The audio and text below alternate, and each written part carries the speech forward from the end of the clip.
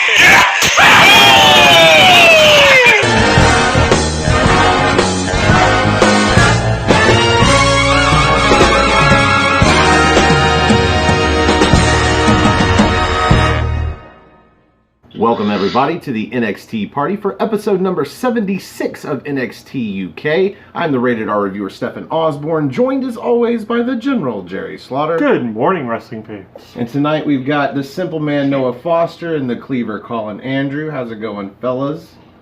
Oh, it's going. It's going beautiful. Happy New Year, gentlemen. Good to see you. Great start to our 2020. Yeah, this was a good show. And Jerry called it. It was, in fact, 4 matches and an in-ring promo. Say that one more time. Jerry called it. Thank you. He was right, I was wrong, and the main event was a full match, no shenanigans, a really good match. Yes. But we'll get to that. We start the show by Johnny Saint and Sid Scala are standing there, and they confirm what we already knew was going to happen. Trent Seven and Eddie Dennis will have a match at TakeOver Blackpool 2, and so will Tyler Bate and Jordan Devlin. That's going to be the potential show stealer, I think, is a Tyler Bate Jordan Devlin match. And until they run down the full card, or at least what we know, the 5 matches, this is all we're going to hear about these guys for the rest of the night. So in that spirit, let's move on. Our first match of the night, Dave Mastiff versus Kona Reeves, his second match here at NXT UK, and the second time he comes out, pulls out a mic and starts saying just some, I don't know, it's terrible. It's terrible. Worst promo. I think his delivery is awesome. It's just whoever's writing what he has to say is not doing a great job of it. I really feel like they're letting him go out there and just say whatever the fuck he wants, because it's bad. It's not good. It's bad. You're slim on your own. I was starting to kind of like Kona Reeves until they started letting him come out here on NXT UK and open his fucking mouth. Before I go into the few notes I have, Noah, what'd you think about the opening match? I mean, I'm like, oh, it's the Bomber Dave Mastiff as he tries to figure out, some momentum or how he can build himself in the UK brand. Who's he facing? Kona Reeves, the finest. What was the last match he won? I was like, I know what's going to happen here. He's going into the void, and that happened. His promo delivery is good. I like the way that he really has developed his character, but his material, get some improvement, dude. I understand NXT some ways you sink or swim on your own, but he needs some help. Colin? Yeah. I'm a fan of Dave Mastiff. We all know that. Yeah. I love how they still do the camera shake every time he stops his big-ass foot. But Keanu Reeves, little protege, whatever, I don't know. I can't stand him, to be honest with you. He's a decent in-ring, but you put him on the mic, and I just want to put my fist right in his mouth and be like, shut the fuck up.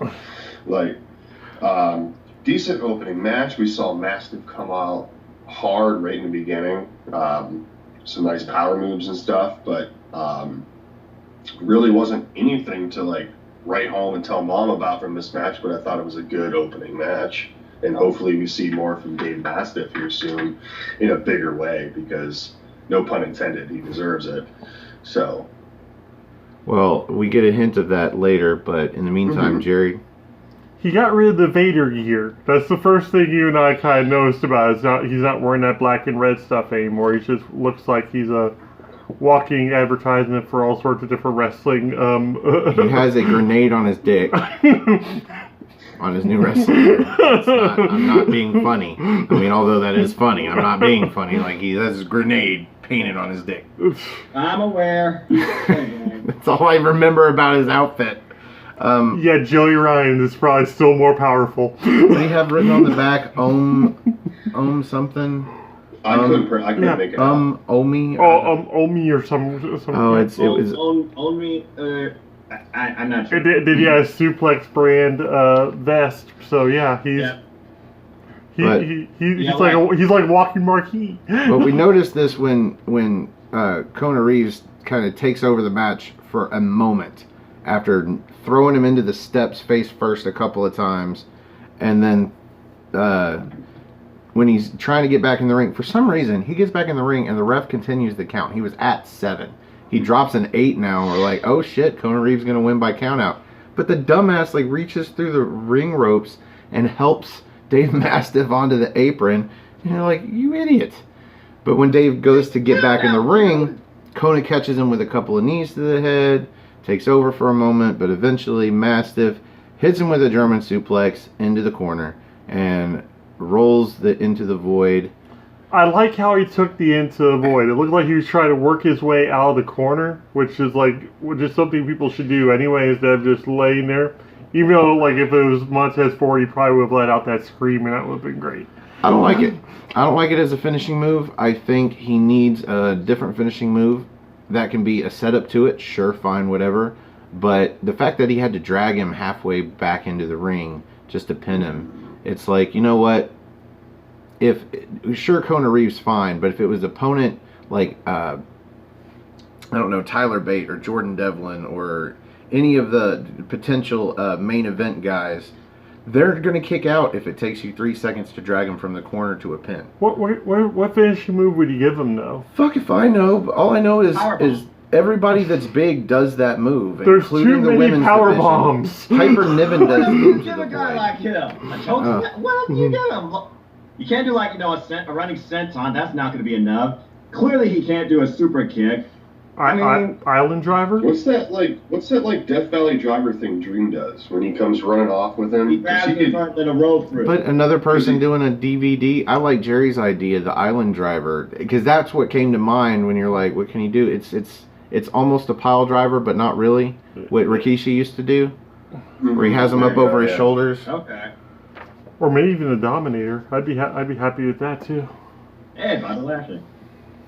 Just give him the Vader bomb. Fuck it. Can't do that. I keep wanting to see somebody do a move where they take a guy from a Dominator position and then drop him forward, but instead of falling down like they always do, fall back like a reverse DDT.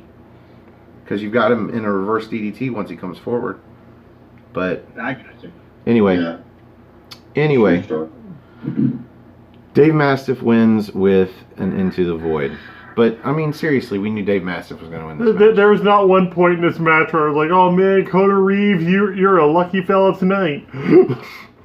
No. So, I don't want to bum anybody out. I know Noah's going to be fine with this, but Toni Storm comes out. Doesn't look like she's ready to wrestle. She's got sneakers on, and I'm like, fuck. And that means she's going to get a mic. And sure enough, she gets in the ring and she gets a mic. And she starts talking about how Kaylee Ray got in her head and she had to go away for a while. And I'm like, this is really bad. This is really bad. The same guy that wrote Kona Reeves' lines is writing her shit because she's like, I had to go away for a while and I lost myself and I found myself. And now that I'm back, I guess she wants revenge on Kaylee Ray because she wants to call Piper Niven out. And Piper Niven comes out and she tells her that she needs to go into that match alone and Piper Niven needs to back off when it comes to Blackpool 2 and like excuse herself from the match. And that she get her the first title shot after she won. Yeah. If she wins. Yeah, right. If she wins. That is very condescending is what it was. She just sat there and admitted that Kaylee Ray got in her head and took her title. Sounds like she's still in her head. Be stupid of Piper Niven to give up this opportunity, and she says as much. she's not going to do it. She's worked hard for it, and she's going to enter that match. And when she goes to leave, Toni Storm reaches to grab her, and she turns around and headbutts that bitch in the face and knocks her to her ass. And she realizes, she comes to her senses, oh, this is Toni Storm. We just told each other we love each other. They came this close, and and the crowd was telling them to hug it out, but I'm like, yeah, kiss it out. I mean, I know Piper Niven. I mean, but still though, it'd still be hot. We'd all pay to see that. Anyway, yeah, she goes to help up Toni Storm, and now Toni Storm's pissed, and she starts fighting her. So Piper Niven starts fighting her, and then the refs come out and they break them up, and then Kaylee Ray comes out with the title and just stands there and watches and smiles. The chaos. Because why not? Just remind them I'm in this match too, for one. Mm-hmm. For two, hey, free show. Mm-hmm. She didn't have to pay for that. She gets paid to be there. Anyway, might as well talk about this segment. Colin, your thoughts? Best part of this segment were those yellow pants. They were stupendous. Primo. But honestly, I mean, I don't know how Piper didn't cut her fucking head, first of all, with those goddamn spikes on Tony's hat. Yeah. Because you know what I mean? That's like, I'm like, really, you headbutted her with those spikes? Ballsy bitch. But, I mean, I get where Tony's coming from, wanting to be a one-on-one match, but at the same time, you've been gone, Tony. You took off. You took your ball. You went home. You lost your smile. You know, so we'll see what happens, but hopefully, honestly, maybe next week we'll get a one-on-one match between these two beforehand, after leading out of this brawl, leading up to Blackpool 2. Kaylee Ray comes out and beats up both of them. Yeah. No, what did you think about this segment here? It's kind of weird because you think about like the single little vignettes they did the previous week, and it was like Toni Storm in a dark room, like Bohemian Rhapsody type setting, and I thought she was like going for a dark turn. And now I see this further breakdown. I think of Toni Storm's character, like she's going heel or something, or she seems desperate per se. It would not surprise me one bit, Con, on the go home next week they do Piper Niven. He said doo-doo. Piper Storm versus Toni Niven. Cheers. Constant professionals. You're all with me today, botch. Piper Niven versus Toni Storm one-on-one on the go-home show. That would make a lot of sense to me. But really, this match is more emotionally driven than it seems for the title. The title and the champ's kind of becoming irrelevant. And I think that's one of the flaws with the NXT UK's women's division. But overall, this segment was everything I expected. Toni claims to apologize, but in the end, she wants the one-on-one match, wants her so-called friend to step to the side. She's not going to do that. She fought for this opportunity, and she earned it. Like you said, Colin, she was MIA. I think the problem with the NXT UK women's division is that everybody that's in the main event is underwhelming. Pretty much. Everybody, including Kaylee Ray. We were just glad Kaylee Ray took it off of Toni Storm, but the fact of the matter is most people like Toni Storm for some fucking reason. I think it's guys like us that are like, oh my god, what are the words that she's using, and why does this feel so forced, that don't like her. But for the majority of the crowd, I think they do like her. Shiny, shiny, it's Toni time. She loves this brand, wants to put this brand on the map, etc., etc. But somehow I understand her past work in Stardom with Piper Niven too, so they are really good friends, but there needs to be more there, I think. Honestly, I was hoping for a setup like for what I saw Fear and Loathing 11 between Kaylee Ray and Piper Niven, Queen of Insanity match, because those two can go hardcore. I was hoping for more of that, but I guess between the short times of each takeover, you can't really build to something like that. So yeah, I mean, everything's still just underwhelming. What do you think about this, Jerry? Diarrhea. So we'll move on to the NXT UK TakeOver Blackpool 2 match rundown. So we have 5 matches now as of the beginning of this show, with the 2 that were confirmed. We have, starting with those, Trent Seven versus Eddie Dennis. We have Tyler Bate versus Jordan Devlin. We have the Tag Team Championships defended in a 4-team ladder match. We've got Gallus Imperium, the South Wales Subculture, and the Grizzled Young Veterans. We have the Women's Championship defended, as we just said, by Kaylee Ray against Toni Storm and Piper Niven. Moving on, we have the NXT, the WWE UK Championship being defended by Walter against Joe Coffey. Yep. Yep. That's our card. Yep, that's They our made up card. their fucking mind with that. I think Noam Dar is going to show up and just be put in some sort of random position, like maybe nacho cart guy or some shit like that. Right, they'll be like, I deserve a match. My contract says I get a match in every takeover, you dafties. And then someone comes out, I'll push in 2020, maybe even a debut. I'm still hoping they put him on the commentary desk. Match number 2. Competition. Ligero versus Cassius Ohno. This apparently has some history. The last time they were in the ring, the only time they were in the ring as far as I know, Cassius Ohno won the match by unzipping Ligero's mask, turning it sideways, blinding him, or partially blinding him, and then putting an elbow in the back of his head. Yeah. And The pinning knockout him. artist. And that was when he was the knockout artist. But as we saw in his promo, I think it was last week, he is leaving the knockout artist behind in 2019, and he is going to become more the ring genius, the wrestling genius. And he is actually showing that when he comes to the ring, instead of doing that pose where he comes through the ropes and he like puts his forearm like he's gonna bash them, you know, like the rolling elbow, he just points to his brain, and he doesn't do it.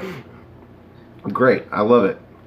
He realizes that that's a change he needs to make with the character change. I get it, love it. Jerry called it out loud, but I had noticed it. Anyway, before I break down some of this match here, Jerry, what do you think about match number 2?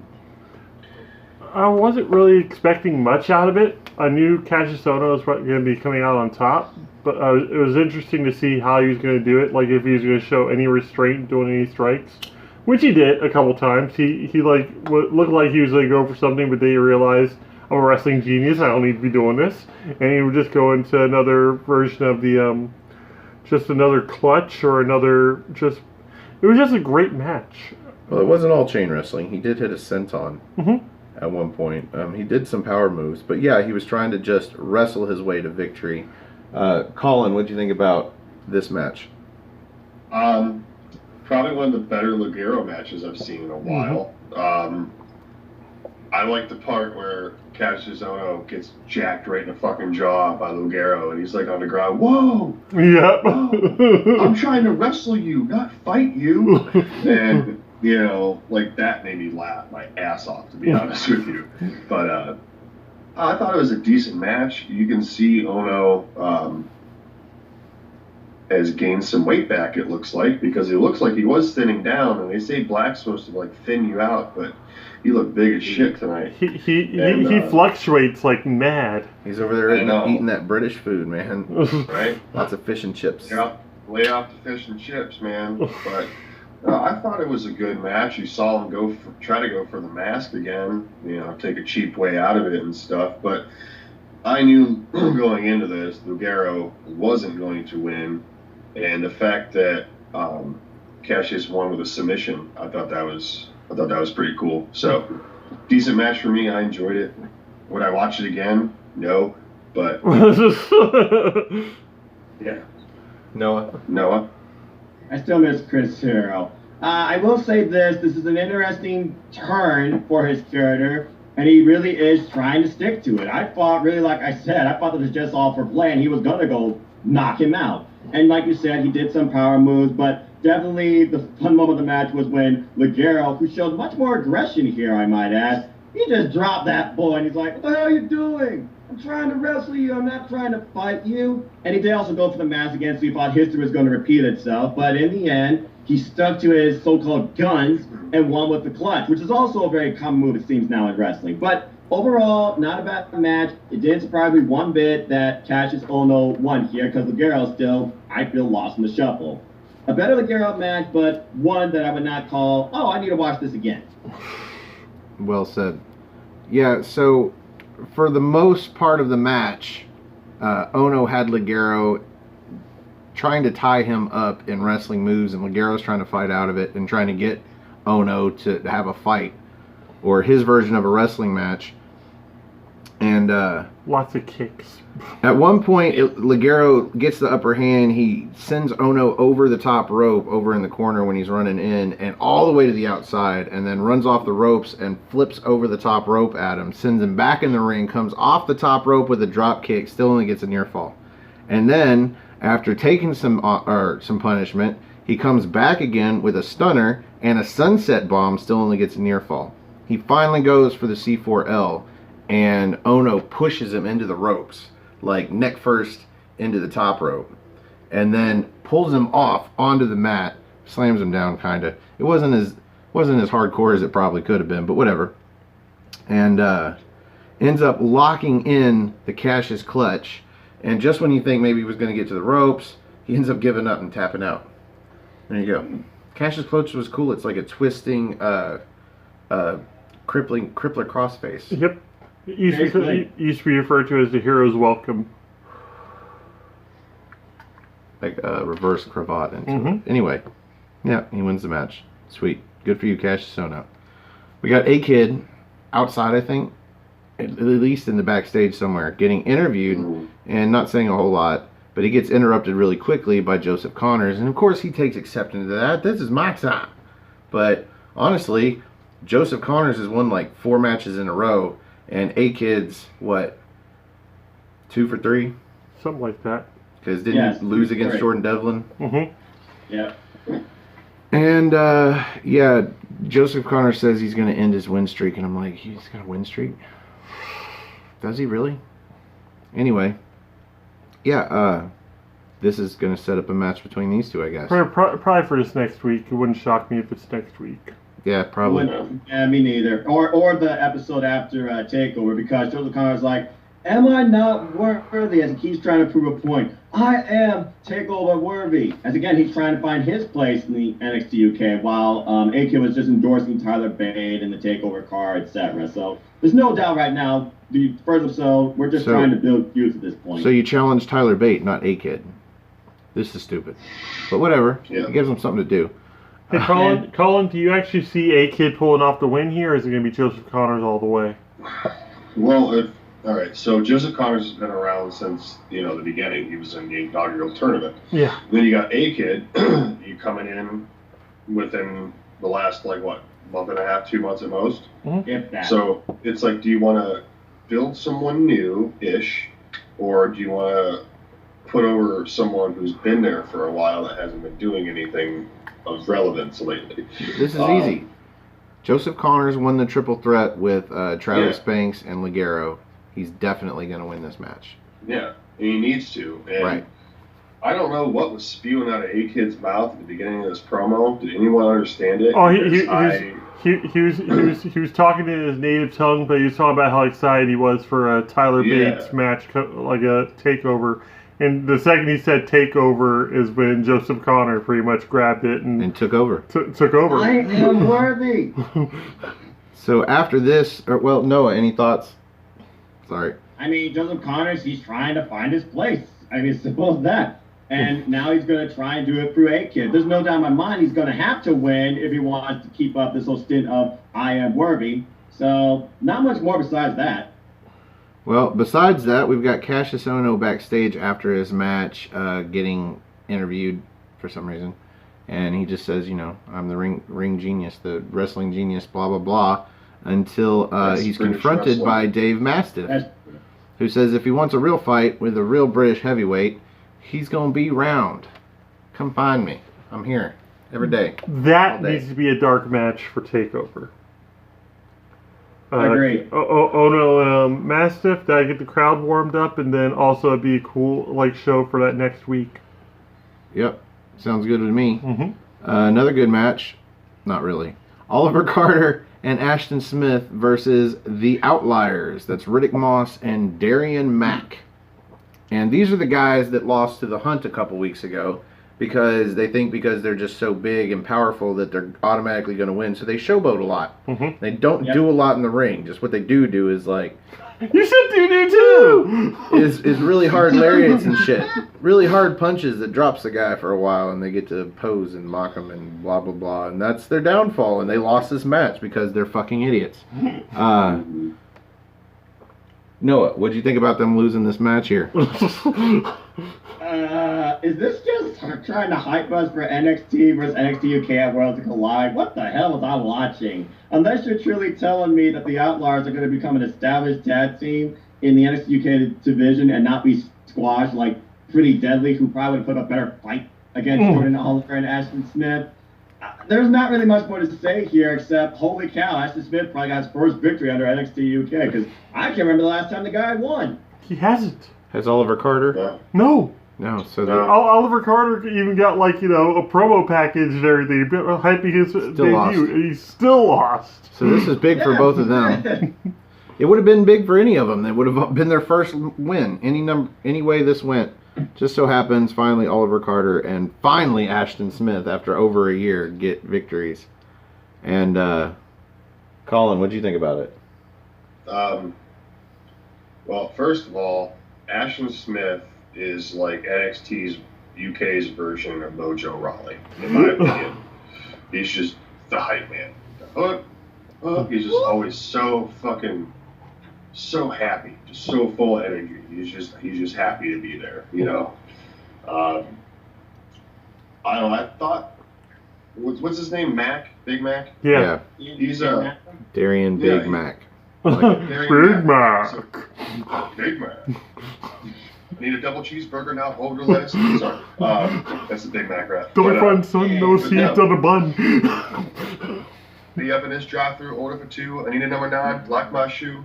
Okay, real quick. I I learned from the Fact Fiend. Okay, because this is Britain and thus Europe, because McDonald's sued a company for using the term Big Mac over there, and they dug back and found out that the Big Mac was licensed and trademarked as the name of the restaurant and the sandwich. Because it is not a restaurant, the whole thing is null and void. So over in Europe, they can use the term Big Mac without McDonald's being able to do shit about it. Wow. So if they wanted to give him the nickname Big, they could call him, what's his first name again? Darian Big Mac, and get away with it. Okay, continue, Colin. But I saw a couple moves that were their intensities off the charts. I mean, they're They're those frat boys at the party who just think they're the coolest fucking shit in the world. That they keep each other hyped, stay hyped. That's why another reason why they're kind of like Mojo Rawleys as well. A lot of Mojo Rawley references in this match to me. But it was cool to see Ashton Smith and Oliver Carter finally pick up a win. But honestly, I really, really thought that Big Mac Ross were gonna or Moss, whatever, were gonna pick up the victory, especially that little showboating shit at the end with Big Mac standing up on the goddamn ropes like, oh yeah, we won, while his partner's getting rolled up like a little bitch. I thought they were going to do a tag team move, like him come off the top rope. That's what I think they were going to do, and like he was like showboating before it, but they realized, oh shit, he's getting pinned. Yeah, made it too late. I can't bring it up. And last I checked, the Outliers, they do have a manager, but he has yet to debut. Maybe he will, maybe he won't. You know how Vince considers managers. Yeah, who's his manager? Yeah, I don't remember the name. Okay, don't bring it up if you don't know the name. Jesus. Well, that's because I only saw a Noah. picture of the guy through NXT's friggin' Instagram. Gotcha. Well, that actually kind of makes sense to me. Like they had to bring in some sort of manager since they're on already kind of a losing streak, and there's really not much there's not much lower you can go than losing to Ashton Smith and Oliver. Short of like if they lose to Pretty Deadly in the next week or so, yeah, that's just burial right there. But my favorite part of the whole match was like just Mac throwing. Who was it? I think it was throwing Carter and saying time to fly, and like gets called out on it. That was Ashton Smith. Oh, Ashton Smith. Yeah. Oh. Now, Dragunov does it much better. By the way, the manager's called Robert Strauss. Well, the time to fly is a vertical suplex into the throw. Yeah. This was just A throw. a Beal. Just feel. Just a Beal, what they would call, It was an alley neck deal. I think somewhere in there, he also throws, and the reason I said Carter was he throws Carter into the corner, but their corner to tag Smith. He tells them to tag him. This is their downfall. They just assume they're going to win. And you know what? I don't care what they look like. As far as wrestling goes, they look super green, man. Like worse. And this must be just the theme of the show, but worse than Kona Reeves, in my opinion. Thank God they didn't give him a mic.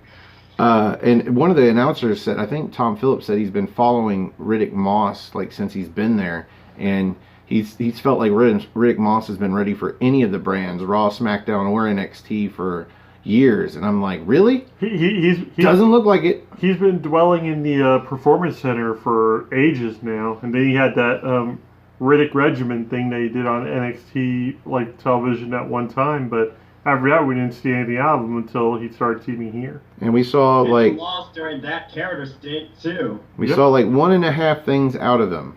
I count him for one. He does this single leg cradle lift. So picks him up by one leg, cradle lifts him, and then drops him down with a club to the chest. It looks like a release Uranagi, but he doesn't really grab him. He just clubs him to the chest and sends him to the mat. Yeah. And then towards the end of the match, when they thought they had it won, it was because he catches Smith with a running spear into the corner. And I only count that as half because it's not original at all. No. In the least. Yeah. But that's when Matt goes up to the top rope and Moss gets rolled up with a fruit roll up for the 1, 2, 3 before Matt can jump down and run over there and break up the pin. And there you go. Oliver Carter and Ashton Smith, first victories on NXT UK. They want to take this opportunity. Against Kennedy Williams and Amir Jordan. Let's see who wins that match. Damn it! No, you're ruining everything. I mean, they want to remind us that we have the tag team championships being defended at NXT UK Takeover Blackpool 2, and we get a nice, sweet video package / promo because we get promos out of all 4 teams, and this was nice. Any thoughts other than it was nice? It was a great video package. It's NXT. The question is, can this ladder match top NXT TakeOvers 25? Because that was also a 4-way NXT tag team ladder match. I think with the combined talent and the differing styles in this match, that I think it could actually top it. I really think it could too. Honestly. But that brings us to the main event. Ilja Dragunov versus Alexandre Wolfe. No disqualification. Break it down for us, Colin. Okay, that was actually pretty cool. All right, so we have your classic, teacher versus student match here that's been building for a while. The intensity of these two boys are fucking insane, and right off the rip, we get exactly what Noah's doing. We get the pose from Alexandre Wolfe, and out of nowhere, you just see this little ass silhouette fly across the thing, and it's Dragunov beating the shit out of Wolfe, and they take it all the way down in the ring, and the music doesn't cut until they're already touching the ring. The crowd's still singing along, trying to watch the show. Right? Oh, can I bring up one thing since you said the crowd? I want to go back to Ligero and Cassius Ohno. Was the crowd singing Winter Wonderland? If you go back, I'm pretty sure they were singing Walking in a Winter Wonderland through that whole fucking match. But because it's so white. The crowd was into it. They were singing along to it. Wolfe took forever to get his damn coat off. I thought it was an incredible match. You saw Dragunov bring a kendo stick into play, which totally backfired on him real fast. I don't want to give everything away. I want to let you guys talk about some of it. But I thought this was one of the best matches I've seen on NXT UK in a long time. I thought the main event was great. The psychological plays that Wolfe did to Dragunov, I thought was amazing. Great storytelling all the way around. Match of the week, in my opinion, from any pro wrestling that I've watched so far this week. So, Noah, what do you think, buddy? I loved it. I loved the warfare that Alexandre Wolfe put and Ilja Dragunov and the intensity these two brought, not only during the match, but before the match, like you said. The first time, I might add, since their silhouette intro, that one of them got, attacked from behind, or should I say from the side, because as Wolfe was standing there, Ilja Dragunov comes off camera, attacks Wolfe while the music is still playing. It was like a dramatic fight intro. It was glorious. I love that. You get into the match, you find a kendo stick being put in, and Alexandre Wolfe is like, "Oh, you want to hit me? Okay, hit me." And Ilja Dragunov's like, "No, hit me. You can hit me." "No, I insist you hit me." So Dragunov, he goes for the kendo stick, and then gets punted right into his head. That was so And then great. This match, you just keep seeing how these two try to one-up each other, both physically and mentally. It was a beautiful battle of teacher versus student. Go ahead and break it down, guys. I loved it. There were so many cool parts to this match. It was frightening.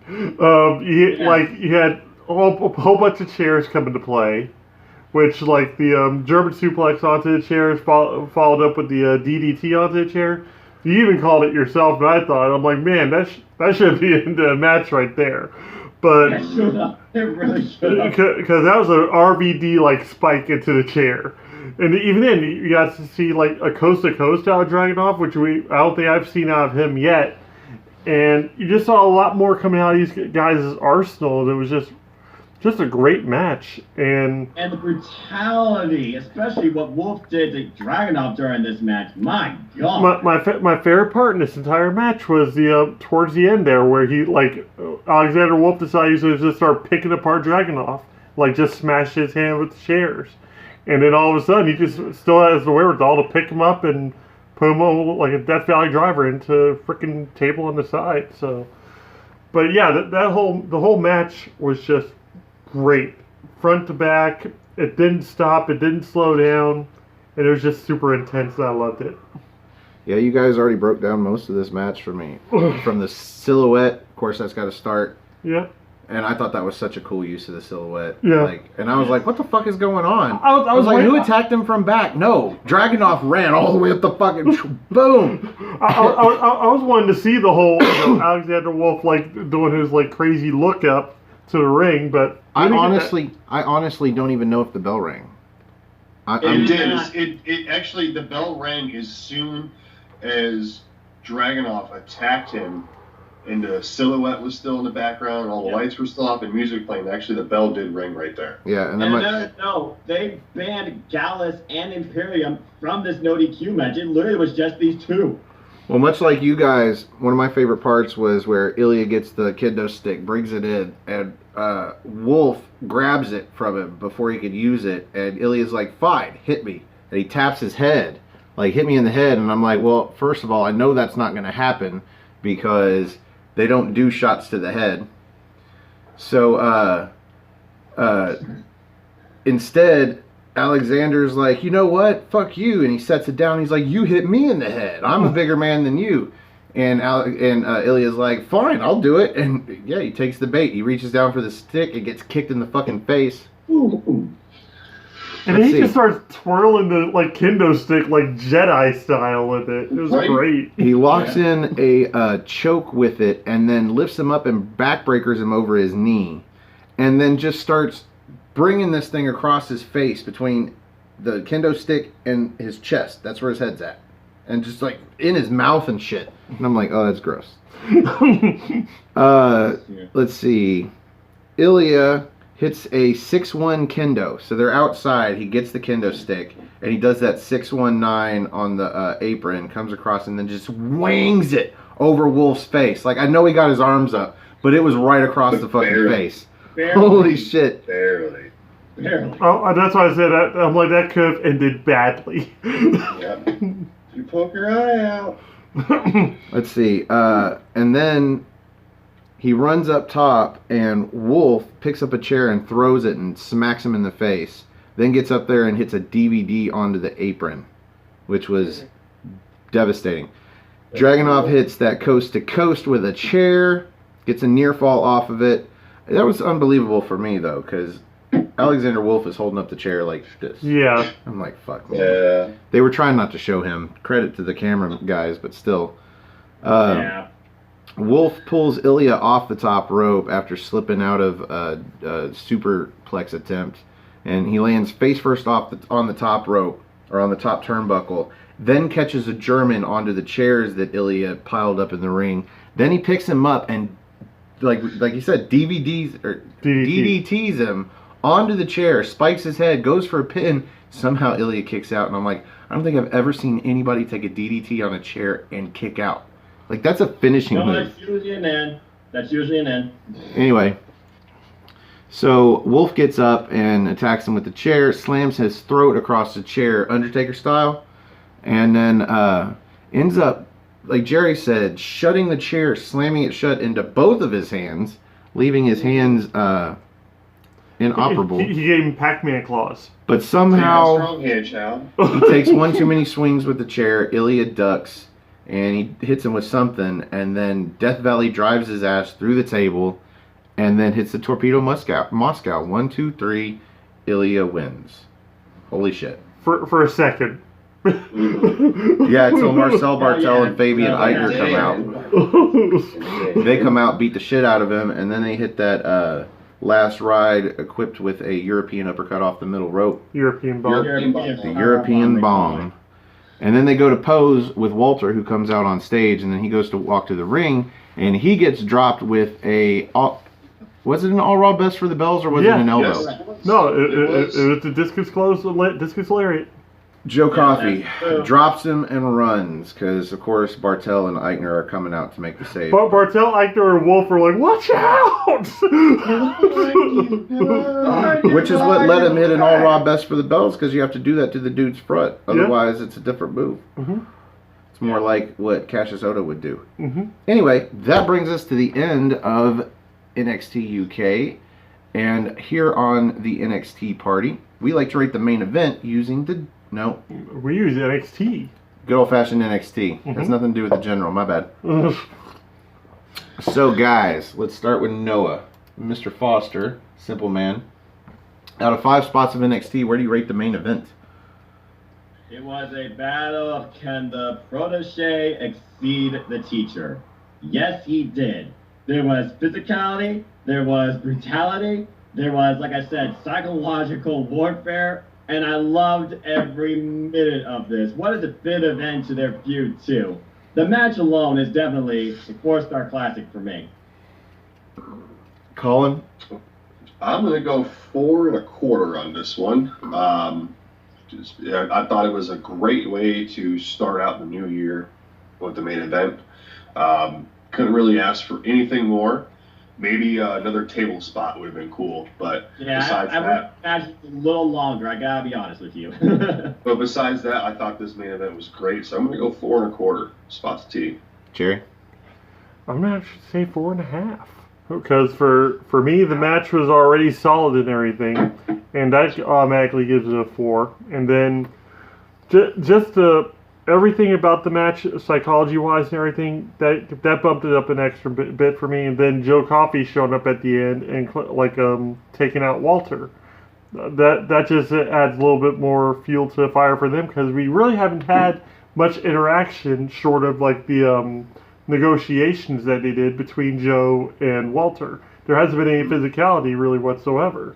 So for that to happen, and Imperium not to get a hold of him or anything, that was awesome. So 4.5, because the show in general was actually pretty good.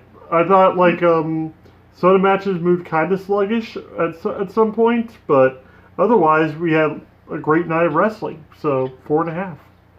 I'm gonna agree. For me, it was a great match to begin with, and I agree with whoever said it was the best match they've seen out of Dragunov so far. It's probably for me the best match I've seen out of Alexandre Wolfe so far. Very much. The psychology was good. They told a story. Just 4 1/4 easily, and I'm going to give it an extra quarter off the back of what I consider a great show, despite the tag team match. I thought it was fine. The tag team match was fine. It was a good match. Mm-hmm. And unless it was a shit match, I don't think it should count against it. And even, especially since I was bummed about Toni Storm coming out, but somehow I ended up grateful that I got to see her and Piper Niven beating the shit out of each other. Mm-hmm. So there you go. I'm going to go 4.5 spots of NXT. Nice. And that brings us to the end of this episode of the NXT Party. Thank you for joining us. Please join us next week for episode 77 of NXT UK. If you'd like to be up here on the big screen, you have an opportunity to bump some motherfuckers. Otherwise, we should be having James Hebert and Owen Finch helping us review that episode. In the meantime, thank you, gentlemen, for being here this week. Always a pleasure. Always a pleasure. Let's start with Colin. Where can we find you if we want to see more of your sexy face? All right, you can check out this sexy face on YouTube at the Kluber Colin Andrew. I just started a new series called Where's the Beef this past Wednesday. It's a good show. I watched it. It's going to be a week. It's going to be a weekly series. Basically, the rundown of that is I'm going to find my shittiest segment of the week, and I'm going to rant on it. So tune in on probably Wednesday. Probably have them posted Wednesdays, so I can at least watch Raw. And because that's the worst show. Usually something bad happens on Raw. So, yeah, find me there. You can check out my Prime Cuts predictions series, which I will have something coming up here soon as I go to defend my UK Predictions Championship here at Blackpool 2 next week. You can find me on Twitter at NoDQ Colin Andrew and follow me on Instagram at Colin26Andrew. All right. And that's it. The main event. This is what we wait for. Yeah, this is why we have him on the show, folks. This is why we had him here. Noah Foster. Drop the beat. First one of the year. Yeah, first off, great to be back, gentlemen. Colin, good luck. And as always, folks, you want to know more about me, know this. I'm just a simple man. And if you haven't figured out by now and never seen me, I'm just this. I am a lifelong fan of wrestling. Yes, wrestling, not just sports entertainment.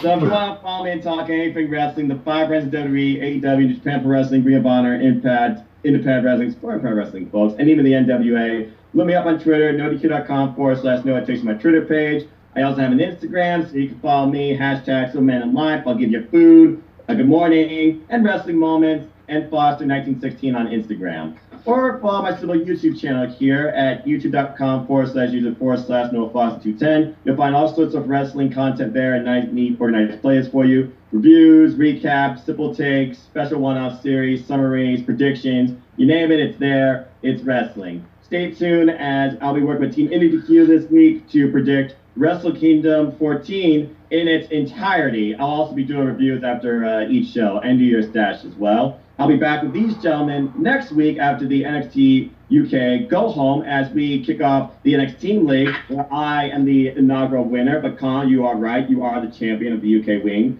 Good luck, sir. We will be doing NXT UK TakeOver Blackpool 2 as the first event in our league. And as always, if you haven't figured it out by now, support NoDQ. They're the reason we're in YouTube. Forever indebted to the NoDQ family. Thank you, Aaron Rip. And of course, thank you, Stephanie and Jerry, for allowing me to be part of this crazy family too and inspire me to start my own series. Go buy a shirt. Go buy his shirt. Go buy some merch. Buy a mug. Buy a tapestry. Just do it. NoDQ.com/merch to the store. Support NoDQ. Polls, columns, memes, gifts, views, recaps, sexy female pics. You name it, it's there. Primarily WWE with a little bit of independent wrestling and AEW. And as always, I like to close. Support your wrestling outlets, both big and small, and let's keep growing this incredible, diverse, unique, elite, uncensored wrestling together. Simple as that. I'll see y'all next week. That was a lot. It was so great you broke Skype again. So again, thank you guys for being on the show. And if you would like to be on the show on the big screen, first time you get it all to yourself, how can you turn that down? We put you in the NXT team. We'll give you a nickname in the chat. Like, it's good shit. Israel Diaz, get back to us, sir. In the meantime, you can find me on Twitter. Go to nodq.com/Stefan. That's STEFAN. Or if you just want to look me up on Twitter, it's at Stefan R. Osborne, OSBORNE. As always, the R, both of them, stand for restricted. You can also find the gentleman on Twitter. Fuck bomb. at Gerald_JSJ, and also my Facebook group Armbar, all capital ARMBAR. Exclamation point. Don't forget it. Find us there or on our Instagram page, thrown together here by the bearded gentleman behind me. Aftermatch_wrestling. Yep. Find us there. Find me on Instagram at Osborne.Stefan. Jerry's on there somewhere. You can find him too. Yep, _gentleman_slaughter. The Gentleman Slaughter. Mm-hmm. There you go. You can also find the channel on, what is it, Patreon. Yeah, Yep. if you want to help with the channel, and you can do that. Buy us Find me there, tacos. Stefan R. Osborne. Or if you legitimately want to help the channel, you can click the like button if you like the show. If you like all the shows, click the subscribe button. And if you have friends that might like the show, click the share button. Help us grow the channel. Share on Twitter or Facebook or Instagram or wherever you do your Smoke social signals, media. wherever. And help us grow the channel if you can. If you've got a few seconds, we'll wait.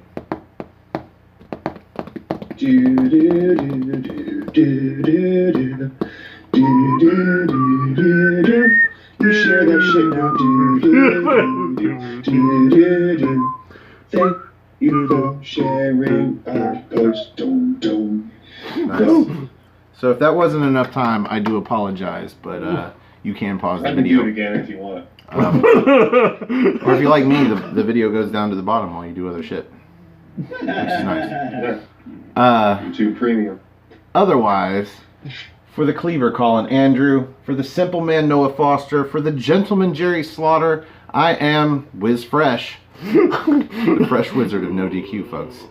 Thank you for having a spot of NXT with us, and we will see you in NXT time.